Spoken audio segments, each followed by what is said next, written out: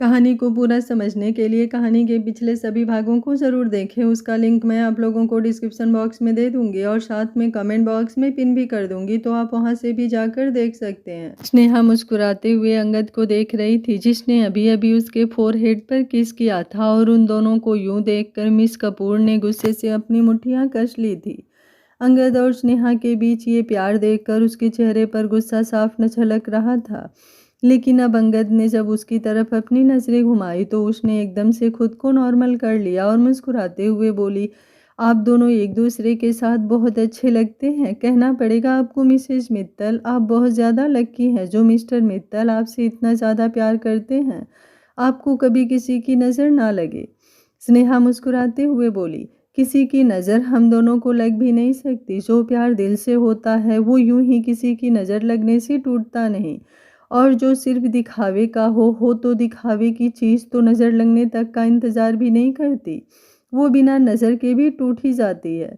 Sophia हल्का सा मुस्कुराई और फिर डाइनिंग टेबल की तरफ बढ़ते हुए बोली, आइए आप लोग डाइनिंग टेबल पर बैठिए, पहले हम लोग कुछ स्नैक्स लेते हैं, उसके बाद डिनर करेंगे।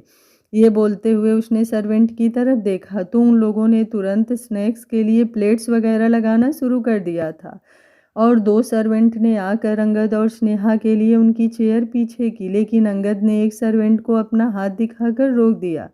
स्नेहा को उसने खुद से आराम से चेयर पर बिठाया और फिर एक नज़र दोबारा सोफिया के घर को गौर से देखा। कोई भी इंसान बेशक से खुद से जितनी मर्जी प्यार करे, जितनी मर्जी ऑब्सेस्ड हो, लेकिन वो इस तरह से अपनी पिक्चर्स पूरे घर में कैसे ही लगवा सकता है जब तक उस इंसान के साथ कुछ एबनॉर्मल ना हो। पर फिलहाल उसने सोफिया से ना कुछ पूछा और ना ही कुछ कहा। सर्वेंट ने अंगद और स्नेहा दोनों को अलग अलग प्लेट में स्नैक्स सर्व करने शुरू किए तो अंगद जल्दी से बोला, हमें 2 प्लेट की ज़रूरत नहीं है, हम लोग एक ही प्लेट में खाएंगे। सोफिया ने सर्वेंट की तरफ देखते हुए कहा, इतनी कॉमन सेंस तो तुम्हारे अंदर खुद भी होनी चाहिए, तुम देख ही नहीं रही हो क्या उनका प्यार? तुम्हें लगता है वो लोग ऐसे अलग अलग प्लेट में खाते होंगे? उस सर्वेंट ने अपना चेहरा झुकाया और वहां से साइड में हट गया। सोफिया अंगद की तरफ देखते हुए बोली, वैसे मिस्टर मित्तल, आप इंडिया जाने के बारे में क्या सोच रहे हैं? आई मीन कब तक आप इंडिया जाएंगे? अंगद हल्का सा मुस्कुराया और बोला, बस मुझे थोड़ा सा काम है यहाँ लंदन में, एक बार वो कंप्लीट हो जाए उसके बाद तुरंत चला जाऊँगा। हम दोनों का जो ऑफिशियल वर्क है वो तो ऑलमोस्ट डन हो ही चुका है। आपने अपनी तरफ से सारी इन्वेस्टमेंट कर ही दी है, तो अब बिजनेस रिलेटेड तो मुझे कोई प्रॉब्लम है ही नहीं, बस थोड़ा पर्सनल काम है। ये बोलते हुए उसने स्नेहा की तरफ देखा। वो स्नेहा को कल ही डॉक्टर के पास लेकर जाने वाला था। स्नेहा जो स्नैक्स खा रही थी, अचानक से उसे मिर्ची लगी तो अंगद ने तुरंत साइड में रखा जूस का गिलास उठाया और उसके होठों से लगा दिया। सोफिया की नज़रें अब एक बार फिर से स्नेहा पर आ गई थी और अब उसके चेहरे पर गुस्सा और भी ज़्यादा विजिबल होने लगा था। स्नेहा ने खुद को संभाला और जूस पीने के बाद वो थोड़ा शांत हुई। तकरीबन 10-15 मिनट में ही अंगद और स्नेहा की बस हो गई थी, अब वो और नहीं खा सकते थे। वैसे भी वो दोनों बहुत ही कम खाते थे। सोफिया अंगद की तरफ देखते हुए बोली, चलिए ना मिस्टर मित्तल, मैं आपको अपना विला दिखाती हूँ। यहाँ ऐसी बहुत सी चीज़ें हैं जो बहुत खास हैं, बिल्कुल आपकी तरह। स्नेहा को उसकी इन बातों से सच में काफ़ी प्रॉब्लम हो रही थी। वो तुरंत बोली, पर मुझे लगता है कि अब हमें घर के लिए निकलना चाहिए। आई मीन हमने स्नैक्स वगैरह ले लिए हैं मिस कपूर, शायद हम डिनर नहीं कर पाएंगे। सोफिया हल्का सा मुस्कुरा कर बोली, लगता है आपको यहाँ पर अच्छा नहीं लग रहा है मिसेज मित्तल, या फिर शायद मैं अच्छी नहीं लग रही हूँ। स्नेहा झट से बोली, ऐसी कोई बात नहीं है मिस कपूर, वो एक्चुअली मैं बस यूं ही बोल रही थी। सोफिया मुस्कुराई और बोली, मिस्टर मित्तल कह रहे हैं कि वो कल परसों में ही इंडिया चले जाएंगे, तो पता नहीं फिर आप लोग कब वापस लंदन आओगे।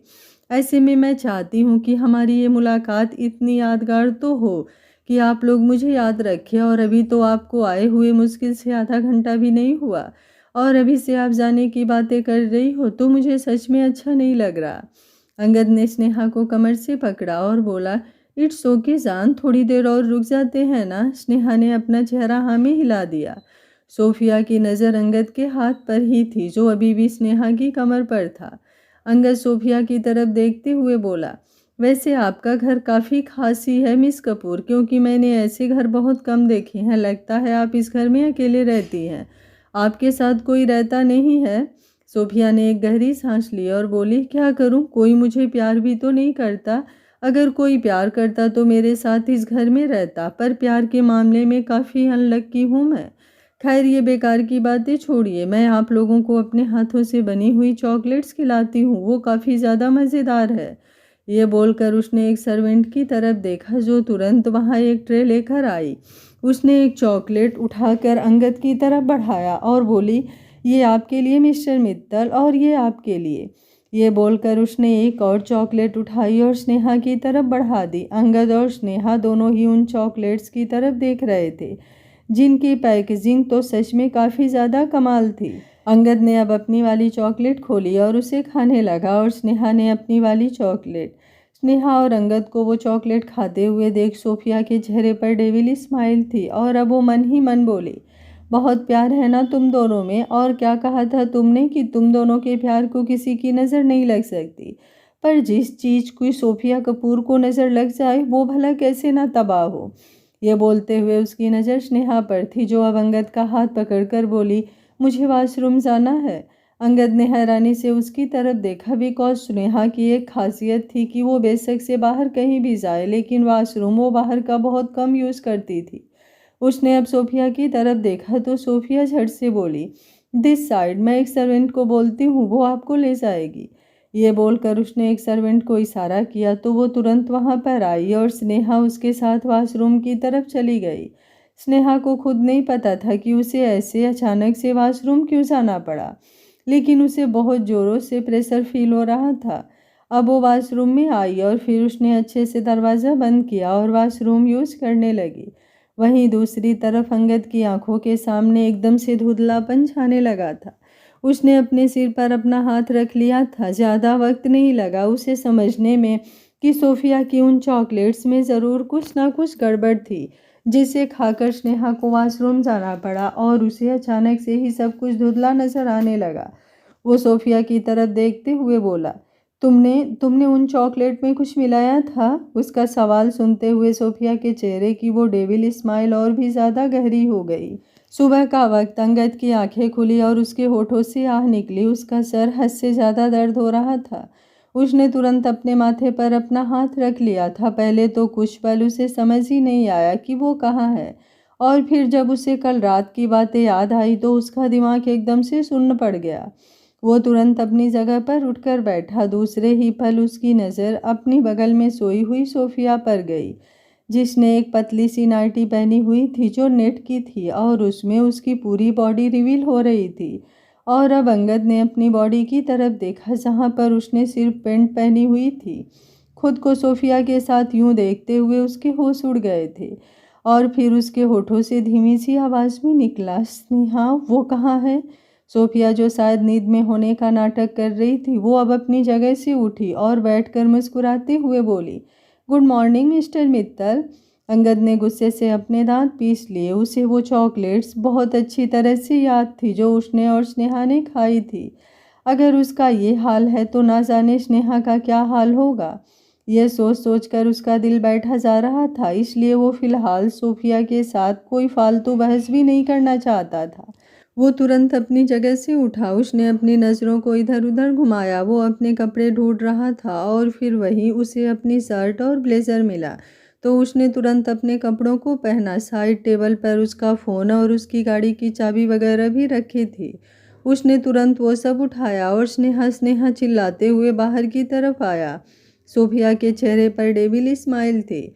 उसने अपनी नाइटी के ऊपर बाथरोब पहना और फिर बाहर की तरफ आ गई, जहां अंगद अभी भी स्नेहा को ढूंढ रहा था। अब उसने एक बार फिर से अपने माथे पर अपना हाथ रखा और सोचने लगा कि स्नेहा कहाँ है, पर उसे कुछ याद ही नहीं आ रहा था। उसे बस वो चॉकलेट याद थी, लेकिन ये याद नहीं आ रहा था कि चॉकलेट खाने के बाद स्नेहा वॉशरूम में गई थी। इसलिए वो वापस दरवाजे की तरफ घुमा और फिर दूसरे ही पल वो वापस सोफिया के पास आया और बोला, मेरी बीबी कहाँ है? चुपचाप मुझे बताओ, मेरी बीबी कहाँ है, वरना मैं तुम्हारी जान ले लूँगा। सोफिया ने उसकी चेस्ट पर अपना हाथ रखा और बोली, रिलैक्स हो जाइए मिस्टर मित्तल, इतना परेशान होने की ज़रूरत नहीं है। मैंने आपकी बीवी की जान नहीं ली है। जो आप इतना ज़्यादा परेशान हो रहे हैं वो बिल्कुल ठीक है। अंगद दांत पीस कर बोला, अगर उसे जरा सी भी खरोच आई ना तो तुम सोच भी नहीं सकती सोफिया कपूर कि मैं तुम्हारा हाल क्या करूँगा। सोफिया हंसी और बोली, इतनी पजेसिवनेस, वो भी अपनी उस बीवी के लिए जो कहीं से तुम्हारे लायक भी नहीं है। सही कहते हैं, कई बार मर्दों की चॉइस एकदम बेकार होती है, लेकिन इट्स ओके, जब आप मेरे साथ रहेंगे ना तो आपका स्टैंडर्ड एकदम हाई हो जाएगा मिस्टर मित्तल। अभी वो बोल ही रही थी कि अंगद चिल्लाते हुए बोला, मेरी बीवी कहाँ है? अभी इसी वक्त मुझे बताओ मेरी बीवी कहाँ है, वरना मैं तुम्हारा मुंह तोड़ दूंगा सोफिया।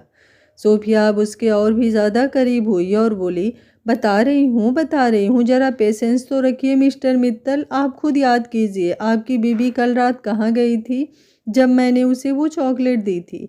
उसे तुरंत वाशरूम जाने की ज़रूरत पड़ गई थी, तो ऑब्वियस सी बात है वो वाशरूम में ही होगी। जैसे ही उसने कहा, अंगद के पैरों तले ज़मीन खिसक गई। पूरी रात बीत गई थी, तो क्या पूरी रात स्नेहा वॉशरूम में? ये सोचते हुए उसकी आंखों में नमी आ गई थी। उसे ये तो नहीं पता था कि रात को सोफिया ने उसके साथ क्या किया, क्योंकि इतना तो वो जानता था कि वो सोफिया के साथ कभी कुछ नहीं कर सकता, फिर वो बेशक से किसी भी तरह के ड्रग्स के इन्फ्लुएंस में क्यों ना हो। अपनी स्नेहा के अलावा वो कभी किसी लड़की के करीब नहीं जा सकता। अब वो जल्दी से वॉशरूम एरिया की तरफ भागा। उसने जैसे ही दरवाज़ा खोला, पहले तो दरवाज़ा खोलने में ही प्रॉब्लम आ रही थी। अंगद ने हल्का सा जोर और लगाया और अंदर की तरफ झांक कर देखा, तो उसे समझ में आया कि स्नेहा दरवाजे से लगकर ही लेटी हुई है। शायद उसे वॉशरूम का दरवाज़ा खटखटाते हुए ही नींद आ गई थी, या फिर वो बेहोश हो गई थी। अंगद ने अब जोरों से आवाज़ लगाई, स्नेहा, और जैसे ही उसने आवाज़ लगाई स्नेहा की आंखें खुल गई। मतलब वो बस नींद में ही थी। उसे सही देखकर अंगद ने राहत की सांस ली और अब स्नेहा अपनी जगह से उठी।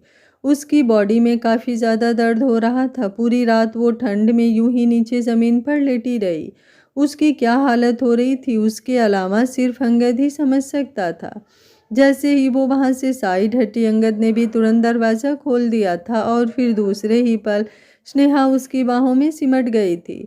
वो रोते हुए बोली, आप कहाँ पर थे अंगद जी? आपको पता है मैंने दरवाज़ा खुलवाने की कितनी कोशिश की, कितना चिल्लाई, कितनी बार दरवाज़ा बजाया, कितनी बार रोई, लेकिन आप दरवाज़ा खोलने नहीं आए। आप कहाँ थे अंगद जी? मैं बहुत ज़्यादा डर गई थी, मेरी जान निकल रही थी ये सोच सोच कर कि कहीं आप मुझे छोड़कर तो नहीं चले गए। फिर आप दरवाज़ा खोलने क्यों नहीं आए? आप ठीक तो हैं ना? और एक मिनट, ये क्या? ये बोलते हुए वो एक सेकंड रुकी और फिर इधर उधर देखने लगी। वहाँ देखने से ही साफ पता चल रहा था कि सुबह हो चुकी है। वो हैरानी से बोली, सुबह हो गई है क्या अंगद जी? अंगद ने अपना चेहरा हाँ में हिलाया। स्नेहा रोते हुए बोली, तो इसका मतलब मैं पूरी रात यहाँ पर सोती रही और आप मेरे पास भी नहीं आए? ऐसा भी आप कहाँ बिजी थे अंगद जी? ये बोलते हुए उसकी आंखों में हजारों शिकायतें और सवाल थे। अंगद उसके दिल की तकलीफ को समझ सकता था। उसने तुरंत स्नेहा के हाथों को अपने हाथों में कसकर थाम लिया और बोला, मैं बस इस वक्त तुमसे सिर्फ इतना कह सकता हूँ जान कि मैंने कुछ भी गलत नहीं किया है। मैं तुमसे बहुत बहुत प्यार करता हूँ और तुम्हारे अलावा मैं कभी किसी के बारे में सोच भी नहीं सकता। किसी को हाथ लगाना तो दूर की बात और तुम्हें इस हालत में छोड़ना तो दूर की बात, मैं तुम पर एक हल्की सी खरोच भी आने नहीं दे सकता। और अब इसके अलावा मैं तुमसे और कुछ नहीं कह सकता हूँ। प्लीज़ मेरे साथ यहाँ से चलो, बाकी सब मैं घर पर जाकर तुम्हें समझाऊँगा। उसकी बातें सुनकर स्नेहा को बेचैनी होने लगी थी। इतना तो वो समझ गई थी कि ज़रूर कुछ ऐसा है जो शायद उसकी ज़िंदगी में तूफान ला सकता है। उसका दिल इस वक्त हद से ज़्यादा डर रहा था, लेकिन जैसा कि अंगद ने कहा कि वो अभी स्नेहा को कुछ नहीं बता सकता, तो स्नेहा ने कोई सवाल भी नहीं किया। वो अंगद के साथ बाहर की तरफ आई। अंगद और स्नेहा दोनों ही बाहर की तरफ आए तो उन दोनों की नज़रें सामने सोफे पर गई, जहाँ पर सोफिया बड़े आराम से बैठी थी और उसके हाथ में उसकी ब्लैक कॉफ़ी थी, जिसे वो बड़ी ही अदा से पी रही थी। उसे देखते हुए अंगद की गुस्से से मुट्ठियां कस गई थी। अभी फ़िलहाल वो सबसे पहले स्नेहा को वहाँ से लेकर जाना चाहता था, ताकि स्नेहा के सामने सोफिया ऐसी कोई बात ना करे जिससे स्नेहा को तकलीफ़ हो। लेकिन इसका मतलब ये नहीं था कि वो सोफिया से बात भी नहीं करने वाला था, या फिर सोफिया ने उसके साथ जो हरकत की उसका कोई जवाब नहीं देने वाला था। वो बस गुस्से से उसे घूर रहा था और स्नेहा को तो समझ में नहीं आ रहा था कि आखिर वहाँ पर हो क्या रहा है। उसने अब अंगद की तरफ देखा, उसके चेहरे पर गुस्सा वो साफ देख सकती थी और अब अंगद उसका हाथ थामकर आगे की तरफ बढ़ गया। स्नेहा ने कुछ नहीं कहा। वो लोग बाहर आकर गाड़ी में बैठे और वहाँ से निकल गए। सोफिया ने उनके जाने के बाद अपने हाथ में पकड़ा हुआ ब्लैक कॉफ़ी का कप टेबल पर रखा और फिर अपने फ़ोन की तरफ देखने लगी जिसमें वो सारी पिक्चर्स थी जो उसने कल रात को क्लिक की थी। अंगद के नशे में जाने के बाद वो उसके करीब हुई। उसने उसके कपड़ों को रिमूव किया और फिर उसके साथ तरह तरह की पिक्चर्स क्लिक की। उन पिक्चर्स को देखते हुए उसके होठों पर अब डेविल स्माइल थी और अगले ही पल उसने उन पिक्चर्स को अंगद के फ़ोन पर सेंड कर दिया। अंगद जो गाड़ी ड्राइव कर रहा था, अचानक से ही उसका फ़ोन बार बार वाइब्रेट हुआ तो उसने अपना फ़ोन अपनी पॉकेट से निकाला और फिर ड्राइव करते हुए ही उसे अनलॉक किया। सामने अपनी और सोफिया की वो पिक्चर्स देखकर उसके होश उड़ गए थे। उसने तुरंत स्नेहा की तरफ देखा जो उसे ही देख रही थी, लेकिन अंगद के फ़ोन पर क्या चल रहा था और क्या नहीं ये उसे नज़र भी नहीं आ रहा था। अंगद ने तुरंत अपना फ़ोन वापस लॉक किया। स्नेहा उसकी तरफ देखते हुए बोली, क्या हुआ अंगद जी, फ़ोन में ऐसा क्या देखा आपने जो आप इतने परेशान हो रहे हैं? कुछ कुछ नहीं, यूं ही बिजनेस रिलेटेड कुछ न्यूज़ थी फ़ोन में, और क्या ही होगा जान। ये बोलकर उसने तुरंत फ़ोन अपनी पॉकेट में वापस डाला और फिर स्नेहा के गाल पर अपना हाथ रखकर बोला, आई लव यू जान। स्नेहा उसकी बात पर मुस्कुराई, लेकिन उसकी आंखों में ना जाने क्यों नमी आ गई थी। वो भी अंगद की तरफ देखते हुए बोली, I love you too Angad ji. Angad का दिल इस वक्त बुरी तरह से काँप रहा था। उसे डर लग रहा था कहीं सोफिया ये पिक्चर स्नेहा तक ना पहुंचा दे, और उसे समझ में नहीं आ रहा था कि आखिर सोफिया के इरादे क्या है, वो चाहती क्या है। फिलहाल अंगद स्नेहा को लेकर अपने प्राइवेट विला में आया। स्नेहा भी उसकी परेशानी को महसूस कर सकती थी। वो लोग अंदर की तरफ आए। जैसे ही वो दोनों रूम में पहुंचे, अंगद ने स्नेहा की तरफ देखते हुए कहा, तुम यहाँ पर थोड़ी देर रेस्ट करो, मुझे एक इम्पॉर्टेंट काम है तो मैं आधे पौने घंटे में आता हूँ। उसकी बात सुनकर स्नेहा जल्दी से बोली, बिल्कुल भी नहीं, अब आप यहाँ से कहीं नहीं जाएंगे अंगद जी, और तब तक नहीं जाएंगे जब तक आप मुझे बताएंगे नहीं कि आखिर बात क्या है। इतना तो मैं भी जानती हूँ कि कोई ना कोई परेशानी तो है, और वो परेशानी मिस कपूर से रिलेटेड ही है। ज़रूर उनकी वजह से आप परेशान हैं, पर आखिर ऐसी भी क्या बात है जो आप इतना ज़्यादा परेशान हो रहे हैं? अगर कोई बात है तो मुझे बताइए ना अंगद जी। हाँ, मैं जानती हूँ मैं आपके बिजनेस की बातों को कुछ ज़्यादा समझ नहीं पाती हूँ, लेकिन आई प्रॉमिस मैं इस बात को समझने की कोशिश करूँगी।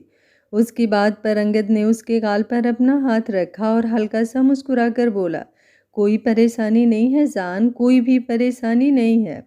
अगर कोई परेशानी होती तो मैं तुम्हें ज़रूर बताता, लेकिन बस बिजनेस की कुछ फॉर्मेलिटी है। और तुमने कहा ना कि अब तुम्हारा यहाँ पर मन नहीं लग रहा, तो मुझे सब काम जल्दी ख़त्म करना होगा और हॉस्पिटल जाने के लिए भी तो थोड़ा टाइम निकालना है ना, बस इसलिए मैं थोड़ा जल्दी में हूँ। बट डोंट वरी, मैं आधा पौने घंटे में आ जाऊँगा और तब तक तुम रेस्ट करना। मैं सर्वेंट को बोल देता हूँ, वो तुम्हारे लिए ब्रेकफास्ट वगैरह प्रिपेयर कर देगी। ये बोलकर वो वहाँ से जाने लगा। स्नेहा ने तुरंत उसका हाथ पकड़कर उसे रोका और बोली, लेकिन आपका आपका क्या अंगद जी, आपने भी तो कुछ नहीं खाया और आपने तो चेंज भी नहीं किया, शावर भी नहीं लिया, ऐसे में आप ऐसे कैसे। उसकी बात पूरी होती उससे पहले ही अंगद बोला, अगर इतना ज़्यादा ज़रूरी नहीं होता तो मैं बस ऐसे कभी नहीं चाहता, पर सच में मुझे बहुत इम्पोर्टेंट काम है जान, बाकी सब मैं तुम्हें आकर बताता हूँ, प्लीज़ अब मुझे जाने दो। उसकी बात सुनकर स्नेहा ने कुछ नहीं कहा। उसने बस अंगद का हाथ छोड़ दिया। इस वक्त उसका दिल जोरों से धक धक कर रहा था, जैसे कुछ तो गलत हो रहा है, लेकिन क्या, उसे कुछ समझ नहीं आ रहा था। उसका पूरी रात वॉशरूम में रहना, उसके बाद अंगद का उसे इस तरह से हड़बड़ाहट में होना, सूफिया की अंगद और स्नेहा पर वो गहरी नज़रें जो तब थी जब वो दोनों उसके यहाँ से निकल रहे थे। पूरी रात अंगद कहाँ रहा, ये सारे सवाल उसके दिमाग में चल रहे थे, लेकिन वो अंगद को और ज़्यादा परेशान नहीं करना चाहती थी। अंगद अब उसके बिल्कुल करीब हुआ। उसने स्नेहा के माथे को बड़े ही प्यार से चूमा और फिर वहाँ से चला गया। स्नेहा की आंखों में हल्की नमी आ गई। वो खुद से बोली, मैं जानती हूँ अंगद जी, आप परेशान हो और आप बहुत ज़्यादा परेशान हो, बस आप मुझे अपनी परेशानी बता नहीं रहे। पर कोई बात नहीं, मैं इंतज़ार करूँगी अंगद जी। ये बोलकर उसने एक गहरी सांस ली और बिस्तर पर बैठ गई। उसकी आंखों से आंसू बहने लगे थे। उसे इस वक्त बहुत ज़्यादा बुरा लग रहा था। वो खुद को संभालने की कोशिश कर रही थी, लेकिन संभाल नहीं पा रही थी। वहीं दूसरी तरफ अंगद ने सर्वेंट को स्नेहा को ब्रेकफास्ट वगैरह सर्व करने के लिए बोल दिया था और अब वो खुद गाड़ी में बैठकर कपूर विला के लिए निकल गया था, जहां पर सोफिया थी। और जैसे ही लगभग से आधे घंटे बाद वो वहां पर पहुंचा, वो बेहद तेज कदमों से चलते हुए अंदर की तरफ आया। सोफिया अपने सोफे पर बैठी थी और गहरी मुस्कुराहट लिए उसे ही देख रही थी। और जैसे ही अंगद की नज़रें उस पर गई, अब वो खुद को और ज़्यादा रोक नहीं पाया। वो गुस्से में आउट ऑफ कंट्रोल हो चुका था। सोफिया के करीब आते ही उसने सीधा उसकी गर्दन पर अपना हाथ रखा और उसे यूं ही गर्दन से पकड़ते हुए ऊपर की तरफ उठाया। सोफिया के चेहरे पर डेविल स्माइल अभी भी थी, जैसे अंगद को गुस्से में देखकर उसे मजा आ रहा हो और शायद उसका यही गुस्सा उसके लिए फ़ायदेमंद साबित होने वाला था। और उसे हंसते हुए देख अंगद का पारा और भी ज़्यादा हाई हो रहा था। उसने सोफिया की गर्दन को अब और भी ज़्यादा कसकर दबाया और फिर उसे धकेलते हुए पीछे दीवार से लगा दिया। वहाँ पर सोफिया की 2-3 सर्वेंट भी खड़ी थी, जो वहाँ खड़ी खड़ी ये सब कुछ देख रही थी। डर से उनकी हालत भी खराब हो रही थी। अंगद दांत पीसते हुए बोला, हाउ डियर यू, तुम्हारी हिम्मत भी कैसी हुई मेरे साथ ये घटिया गेम खेलने की? खुद को समझती क्या हो तुम? क्या चाहती हो तुम? हाँ, पैसे तो चाहती नहीं होगी, क्योंकि पैसों की कोई कमी तो है नहीं तुम्हारे पास। तो फिर आखिर इरादे क्या हैं तुम्हारे? उसकी बात पर सोफिया ने बेहद इंटेंस नज़रों से उसे देखा। वो कुछ बोल नहीं पा रही थी, क्योंकि उसकी गर्दन अभी भी अंगद के हाथ में थी। अंगद ने अब उसकी गर्दन को एक बार फिर से और ज़्यादा कसकर दबाया और बोला, बताओ मुझे, आखिर क्या चाहती हो तुम? ये बोलकर उसने उसका सर जोर से दीवार पर मारा। सोफिया को दर्द हुआ तो उसकी आंखें गहरी लाल होने लगी और अब अंगद ने एक झटके से उसे छोड़ दिया। सोफिया ने एक नज़र ऊपर की तरफ देखा, जहां पर सीलिंग थी और वहीं पर कैमरा लगा हुआ था, लेकिन कैमरे में सिर्फ एक्शन कैप्चर होने वाले थे, वॉइस नहीं, इसलिए उसे किसी तरह का कोई डर नहीं था। अंगद गुस्से से कांपते हुए बोला, इससे पहले कि मैं सच में तुम्हारी जान ले लूं, अभी इसी वक्त अपने फ़ोन से वो पिक्चर्स डिलीट करो और खबरदार, अगर आइंदा कभी इस तरह की कोई हटिया हरकत की तो अगर दोबारा कभी अपनी घटिया शक्ल लेकर तुम मेरे सामने भी आई तो मैं तुम्हारी जान ले लूँगा। उसकी बात पूरी होती उससे पहले ही सोफिया ने अपने एक्सप्रेशन से एकदम से चेंज किए और फिर तुरंत अंगद के पैरों में गिर गई। अंगद एकदम से चौंक गया। वो जल्दी से पीछे की तरफ हट गया। वहीं सोफिया दोबारा उसके पैरों को पकड़ते हुए बोली, मुझे माफ़ कर दो अंगद, प्लीज़ मुझे माफ़ कर दो। मैं तो बस तुम्हारे साथ बिजनेस करना चाहती थी। मुझे क्या पता था कि मुझे देखकर तुम्हारी नीयत बिगड़ जाएगी। मैंने तो तुम्हारी हेल्प करनी चाही थी। जहाँ कोई तुम्हारी कंपनी में इन्वेस्ट नहीं कर रहा था, वहाँ मैंने इन्वेस्ट किया, पर मुझे क्या पता था कि मेरी ये इन्वेस्टमेंट मुझ पर ही भारी पड़ जाएगी। अगर मुझे पहले पता होता कि तुम्हारे इरादे क्या हैं, तो मैं कभी तुम्हारे साथ कोई बिजनेस करती ही नहीं। प्लीज़, अब मैं तुम्हारे आगे हाथ जोड़कर कहती हूँ, प्लीज़ मुझे छोड़ दो, प्लीज़ मेरे साथ गलत मत करो। उसकी बात पूरी होती उससे पहले ही अंगद बोला, ये क्या बकवास कर रही हो तुम? मैंने तुम्हारे साथ क्या गलत किया है और क्या ड्रामा कर रही हो तुम? एक तो खुद मेरे साथ गलत किया और ऊपर से ये ड्रामा। आखिर चाहती क्या हो तुम? देखो, तुम जो भी चाहती हो अपनी उस चाहत को अपने तक रखो। मुझे तुम्हारी ज़रूरत थी, इसलिए मैंने तुम्हारी हेल्प ली, बट अब बेशक से मुझे कितनी भी प्रॉब्लम क्यों ना हो, मुझे तुम्हारी कोई हेल्प नहीं चाहिए। हम दोनों के बीच जो भी डील चल रही थी, मैं अभी इसी वक्त उसे कैंसिल करता हूँ। आइंदा बस तुम मुझे अपनी शक्ल भी मत दिखाना। ये बोलकर उसने गुस्से से अपने कदम पीछे ले लिए। तभी अचानक से वहाँ पर एक आवाज़ गूंजी, आपको क्या लगता है कि आप यहाँ की वुमेन के साथ गलत करेंगे और फिर सब कुछ कैंसिल करके यहाँ से भाग जाएंगे मिस्टर मित्तल? ये आपका इंडिया नहीं है, जहाँ पर आप क्राइम करें और आपको कोई सज़ा नहीं मिलेगी। ये लंदन है, लंदन, जहाँ पर जो क्राइम करता है उसे सज़ा मिलकर ही रहती है। ये बात सुनकर अंगद ने तुरंत पलटकर पीछे की तरफ देखा, जहाँ पर इंस्पेक्टर और उनकी टीम खड़े थे। उन लोगों को वहां पर देखकर अंगद हैरान था। पुलिस के पास तो बल्कि उसे जाना चाहिए था, जहां वो उन्हें सोफिया के बारे में बताए कि कैसे सोफिया उन्हें ट्रैप कर रही है। पता नहीं क्यों उसने वो सारी पिक्चर्स क्लिक की है और अब वो उन पिक्चर्स को भेज रही है। पर इससे पहले कि वो कुछ कहता, अचानक से ही सोफिया अपनी जगह से उठी और इंस्पेक्टर की तरफ भाग गई।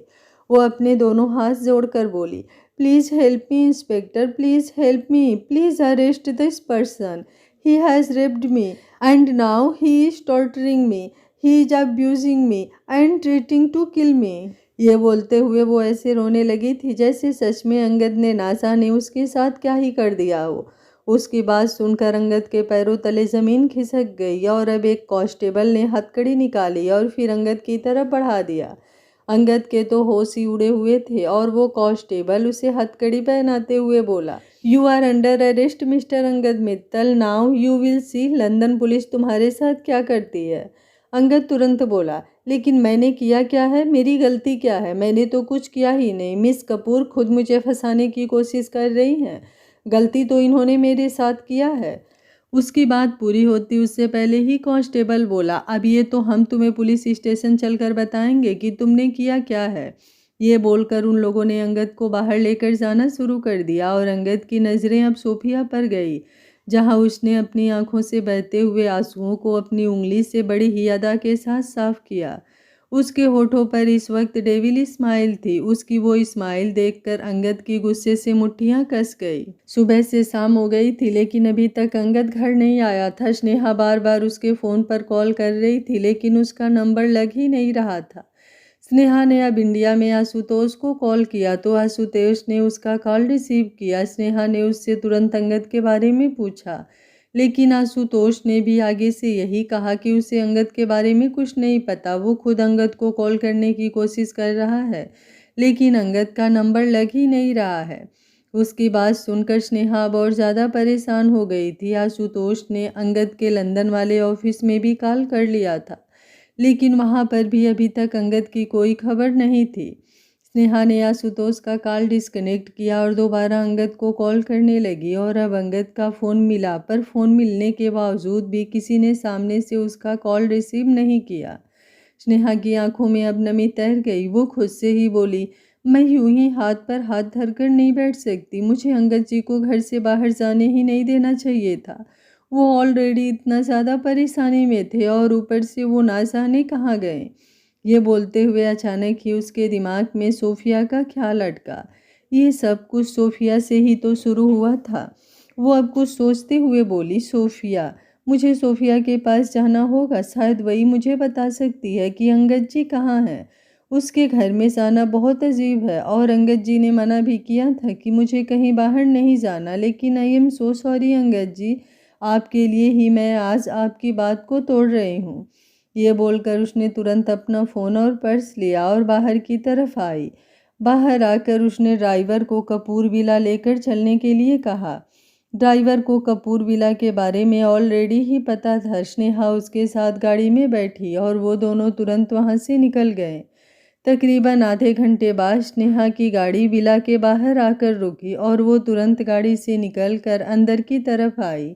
अंदर सोफिया सोफे पर बैठी थी और ड्रिंक कर रही थी। वो बिल्कुल सुबह जैसी ही लग रही थी, पर सुबह उसने नाइटी पहनी हुई थी और अब उसने ब्लैक कलर की एक खूबसूरत सी ड्रेस पहनी हुई थी। सुबह उसके हाथ में ब्लैक कॉफ़ी थी तो अब उसके हाथ में वाइन का गिलास था।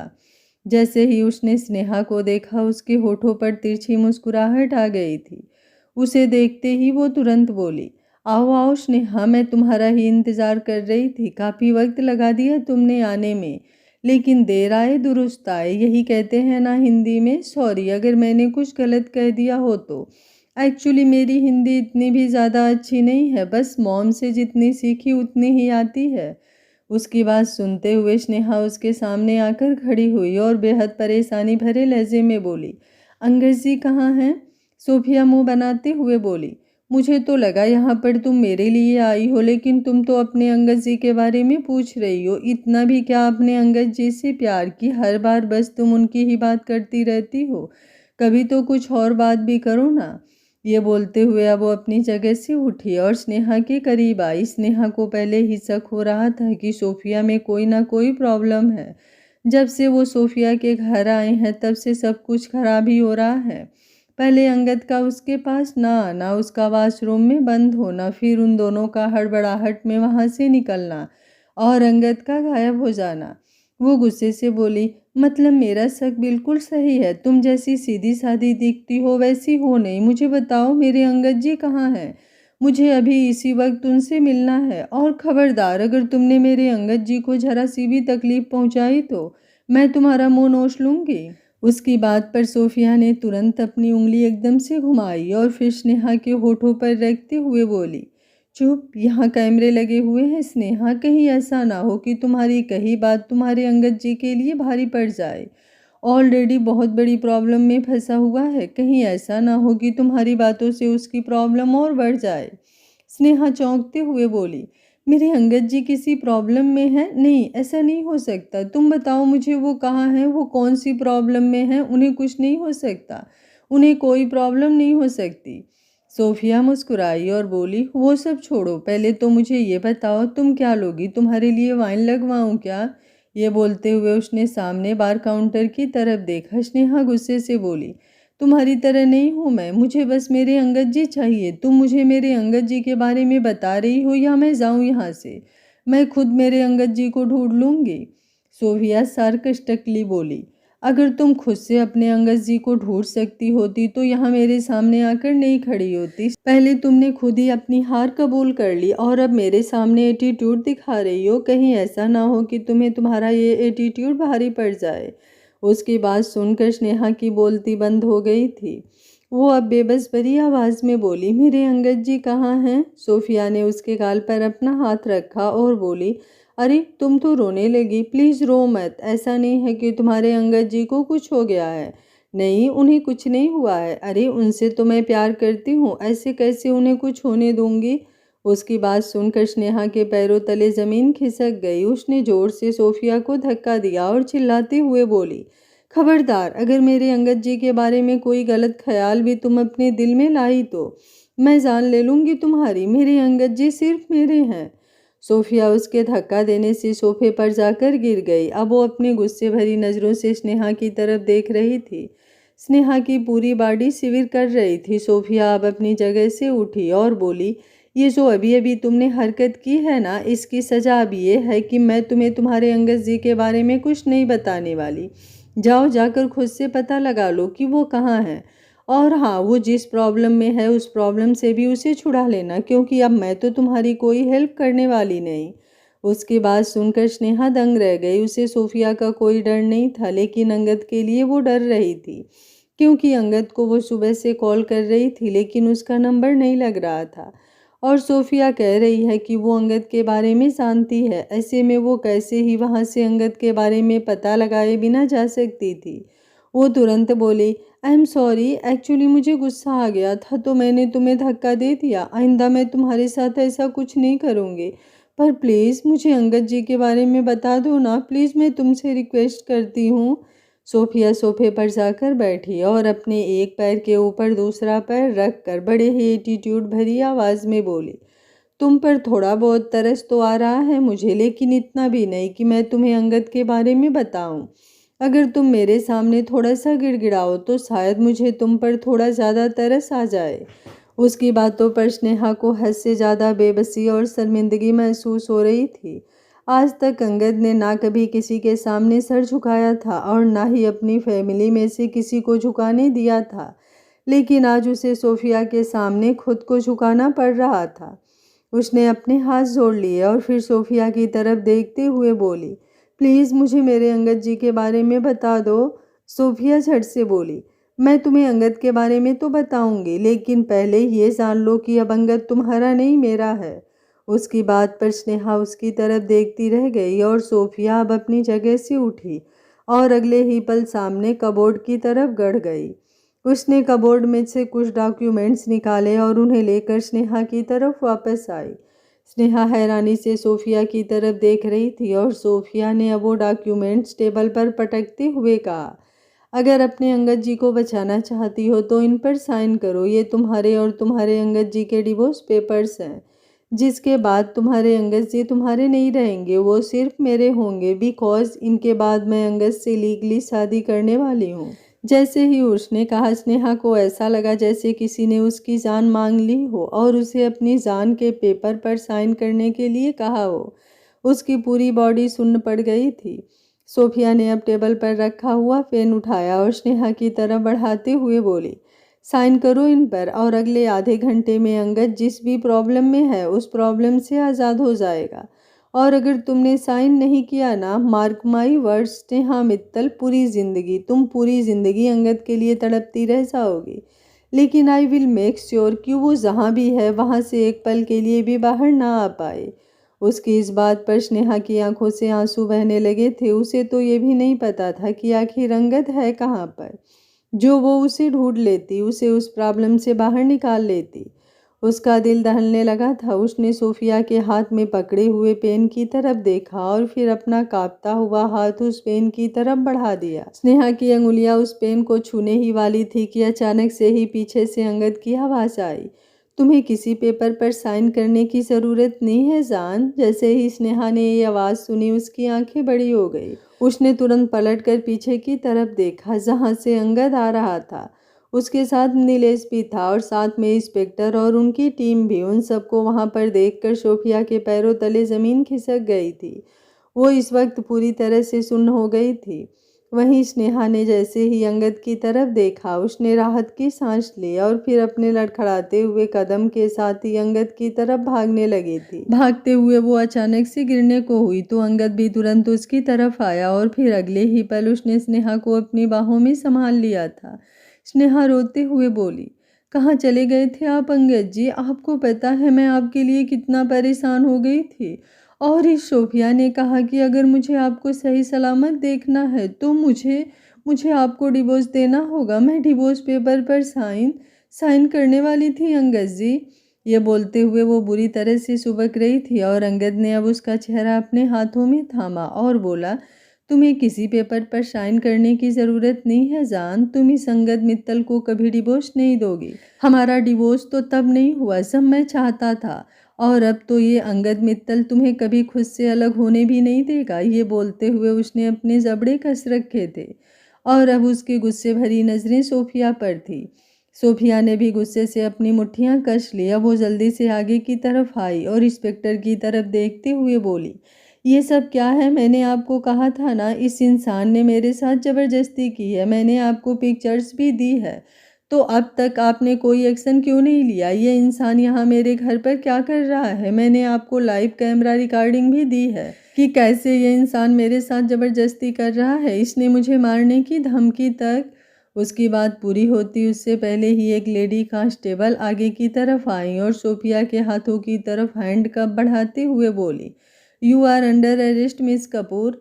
उसकी बात पर सोफिया चौंक गई। स्नेहा भी हैरान थी। अंगद के होठों पर तिरछी मुस्कुराहट थी और स्नेहा अब अंगद की तरफ देखते हुए बोली, आखिर ये सब क्या हो रहा है अंगद जी? आपने सोफिया के साथ ज़बरदस्ती? नहीं नहीं, ऐसा बिल्कुल नहीं हो सकता। आप कभी किसी के साथ ज़बरदस्ती नहीं कर सकते। आप कभी किसी लड़की को गंदी नज़रों से नहीं देख सकते। आप तो मुझसे बहुत प्यार करते हैं और मेरे होते हुए। उसकी बात पूरी होती उससे पहले ही अंगद ने उसके गाल पर अपना हाथ रखा और बोला, तुम्हारे अलावा मैं कभी किसी लड़की के बारे में सोच भी नहीं सकता हूँ जान। किसी लड़की के साथ ज़बरदस्ती करना तो दूर की बात। और मैं बस यही चाहता था कि तुम मुझ पर ट्रस्ट करो और तुम्हारी बातों ने प्रूव कर दिया है कि तुम्हें मुझ पर पूरा ट्रस्ट है। फिर बेशक से तुम्हें कोई कुछ भी क्यों ना कहे।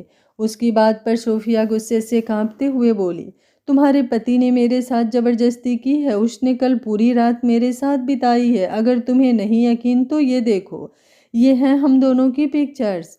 ये बोलते हुए उसने तुरंत अपना फ़ोन अनलॉक किया और फिर अगले ही पल अपनी और अंगद की पिक्चर्स स्नेहा को दिखाने लगी। तो स्नेहा ने तुरंत अपना चेहरा दूसरी तरफ घुमा लिया। वो इस तरह की पिक्चर देखना भी नहीं चाहती थी। वो अंगद की तरफ देखते हुए बोली, कह दीजिए इससे कि मुझे इसकी ये पिक्चर देखने की कोई ज़रूरत नहीं है। मुझे मेरे पति पर पूरा यकीन है। वो कभी किसी के साथ गलत नहीं कर सकते, कभी किसी लड़की की इज्जत के साथ खिलवाड़ नहीं कर सकते। मुझसे प्यार करते हैं वो, और मेरे अलावा कभी किसी लड़की का ख्याल भी उनके दिलो दिमाग में नहीं आ सकता।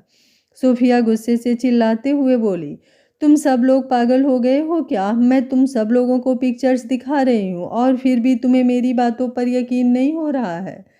उसकी बात पूरी होती उससे पहले ही दरवाजे की तरफ से कदमों की आहट हुई। अंगद के कुछ आदमी वहां पर एक आदमी को लेकर आए थे, जिसे देखते ही सोफिया के चेहरे का रंग उड़ चुका, क्योंकि ये वही इंसान था जिससे सोफिया ने कल रात अपना और अंगद का फोटोशूट करवाया था। अब वो खुद तो अपना पिक्चर्स को क्लिक नहीं कर सकती थी, वो तो उसके साथ बेड पर थी। कोई तो उसको अपनी पिक्चर्स क्लिक करने वाला चाहिए। इसलिए उसने एक प्रोफेशनल फोटोग्राफर हायर किया था और उसे उसकी कीमत से लगभग 2 गुना पैसे दिए थे। उसे देखते ही उसकी हवा टाइट हो गई थी। अंगद तिरछा मुस्कुराया और बोला, क्या हुआ? लगता है तुम इस आदमी को काफ़ी अच्छी तरह से जानती हो। शायद तुम्हें कल रात का कुछ याद आ रहा होगा, लेकिन फिर शायद तुम्हें कुछ और भी याद आ रहा होगा कि कैसे तुमने एक चॉकलेट पर कुछ स्प्रे किया और उस चॉकलेट को अपनी सर्वेंट को मुझे और मेरी बीबी को सर्व करने के लिए कहा। कौन सी सर्वेंट थी वो? ये बोलते हुए उसने अपनी नज़रों को इधर उधर घुमाया तो सामने ही उसे एक सर्वेंट खड़ी नजर आई, और अब बिना उसके कुछ कहे ही वो सर्वेंट तुरंत वहां पर चली आई थी। वो सर्वेंट डरते हुए सोफिया की तरफ देख रही थी और सोफिया ने गुस्से से अपने दांत पीस रखे थे। वो चिल्लाते हुए बोली, तुम दोनों को छोड़ूंगी नहीं मैं। खबरदार, अगर तुम दोनों ने मेरे खिलाफ कुछ भी कहा तो। वो सर्वेंट डरते हुए बोली, इन्होंने ये सिर्फ आपके साथ नहीं किया है, ये ऑलरेडी बहुत लोगों के साथ ऐसा कर चुकी हैं। जो मर्द इन्हें पसंद आता है उसे हासिल करने के लिए ये ऐसा करती हैं। पैसों की कोई कमी नहीं है इन्हें, लेकिन इनका दिमाग काम नहीं करता। पागल है ये, पागल। और इनके पागलपन ने ना जाने कितना कुछ ऑलरेडी बर्बाद कर दिया है। आप लोगों का प्यार हम सब ने कल रात को देखा था। ये बोलते हुए वो अंगद और स्नेहा की तरफ देख रही थी। अपनी बात कहते हुए उस सर्वेंट की आंखों में आंसू आ गए थे। वो एक बार फिर से बोली, मैं भी इंडियन हूँ और पिछले 4 साल से इनके पास काम कर रही हूँ।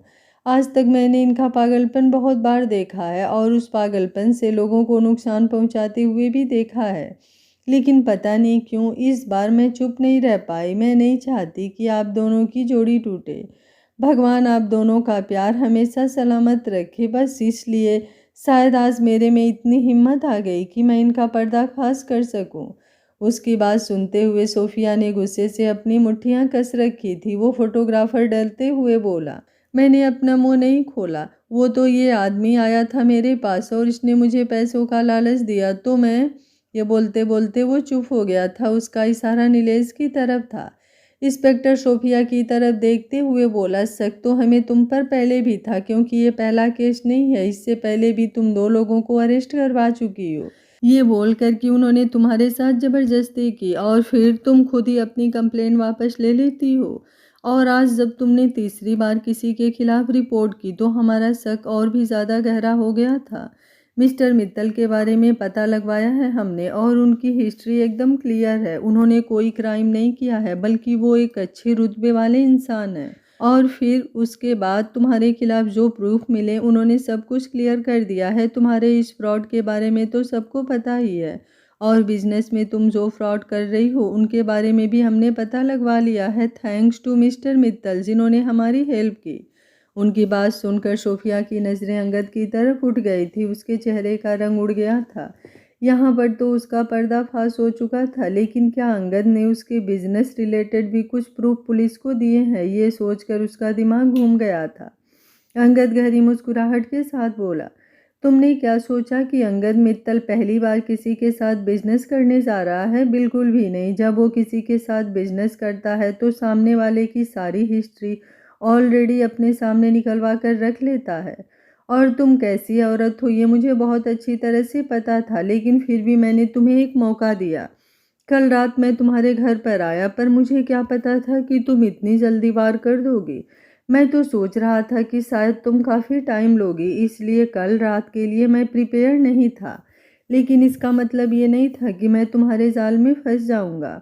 सोफिया गुस्से से कांपते हुए बोली, मैं छोड़ूंगी नहीं तुम्हें।